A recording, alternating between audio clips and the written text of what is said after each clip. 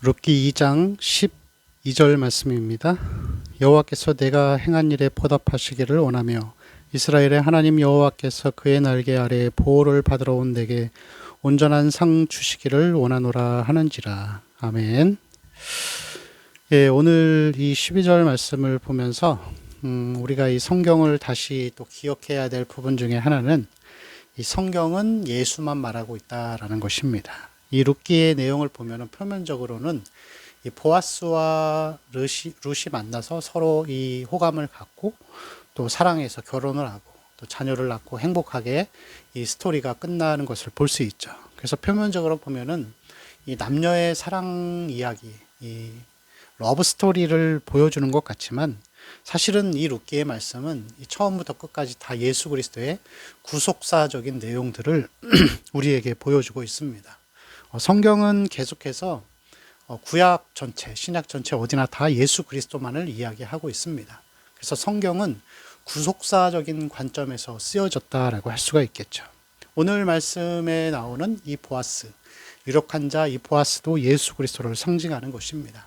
자, 룻이 보아스를 만나서 결혼을 했습니다. 죄인인 나, 이방 여인과 같은 우리 모습, 저의 모습, 여러분의 모습이 룻이었던 내가 이 보아스인 예수 그리스도를 만나서 예수님이 나를 만나 주셔서 예수님은 신랑이 되고 우리는 영적인 신부가 되었습니다. 그래서 우리는 그로 더불어 먹고 그와 함께 살고 또 우리 안에 사시는 분은 예수 그리스도라는 것을 보여주는 내용들이 바로 이 오늘 룻기 전체에서 나오는 그런 말씀이라고 할 수 있습니다. 특별히 우리가 읽은 이 12절 말씀을 보면은 이 12절은 거듭난 그리스도인의 모습을 우리에게 정확하게 보여줍니다. 자, 12절 말씀 다시 한번 보겠습니다. 여호와께서 내가 행한 일에 보답하시기를 원한다. 보답하시기를 원한다라고 할 때 여기서 이 보답하다라고 하는 것은 안전하게 되다. 평화 언약을 맺다라는 뜻입니다. 안전하게 되다, 평화 언약을 맺다. 하나님과 우리는 원래 무슨 관계였죠? 진노의 관계였습니다. 우리는 하나님의 진노 아래 있는 자였습니다. 그런데 우리는 하나님의 진노 아래 있고 하나님과 원수되었을 때에 하나님께서 먼저 우리에게 손을 내밀어 주셔서 평화의 언약, 화평의 언약을 맺으신 거예요. 여러분 구약의 성경을 쭉 읽다가 보시면은 대부분의 사람들이 하나님의 택하신 백성들 가운데 대부분의 사람들이 먼저 하나님 앞에 선의를 행하거나 하나님 앞에 먼저 뭔가를 요청하지 않았습니다. 하나님 백성들인데 계속 하나님 백성들은 죄를 짓고 있고 하나님은 그 죄가 끝날 때까지 기다렸다가 시간이 지나면 다시 손을 내미시는 거예요. 하나님이 항상 먼저 손을 내미셨습니다. 일방적인 평화의 언약이죠. 그래서 우리를 원수 관계에서 화평의 관계를 만드신 거예요. 그게 오늘 본문에 나오는 보답하다라는 뜻입니다. 하나님과 우리가 원수 관계에서 평화의 언약을 맺은 것입니다. 그리고 두 번째 하나님과 우리의 관계, 그리스도인의 모습은 다시 12절 끝부분에요. 여호와께서 이스라엘 하나님 여호와께서 그의 날개 아래 보호를 받으러 온 내게 그의 날개 아래 보호를 받으러 왔다라는 것입니다. 여기서 이 날개 아래 보호를 받는다라는 이 문장은 이 구약에서는 언약 백성에게 하나님이 택하신 구원받은 언약 백성에게만 사용하는 그러한 단어들이라고 할 수 있습니다. 그래서 다른 부분에도 보면은 암탉이 자기 새끼들을 날개 아래 모은과 같이 독수리가 날아올라서 우리를 업어 인도했다. 그런 표현들이 다 그 같은 표현 안에 있습니다.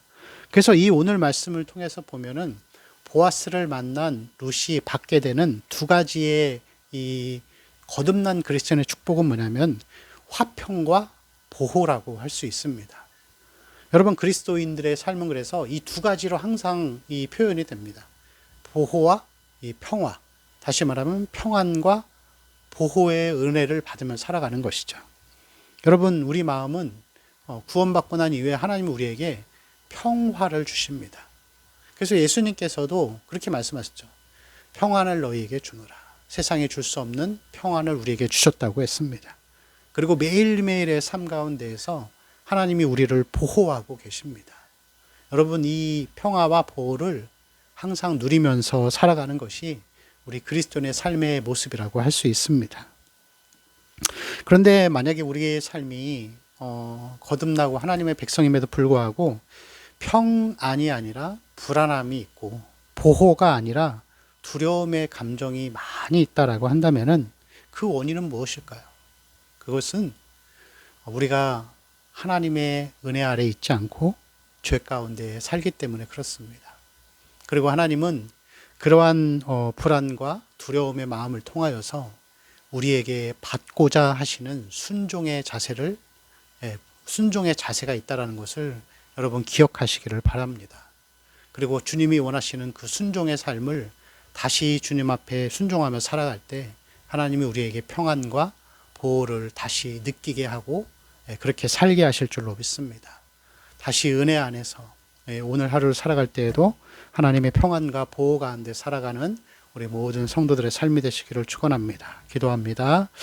주여, 보아스를 만난 룻이 평안과 보호의 삶을 시작했던 것과 같이 우리 모든 그리스도인들 하나님 이 땅을 살아갈 때 하나님의 평화와 그 안전과 보호를 늘 풍성하게 누리며 살게 하여 주옵소서. 우리 주 예수 그리스도의 이름으로 기도합니다. 아멘.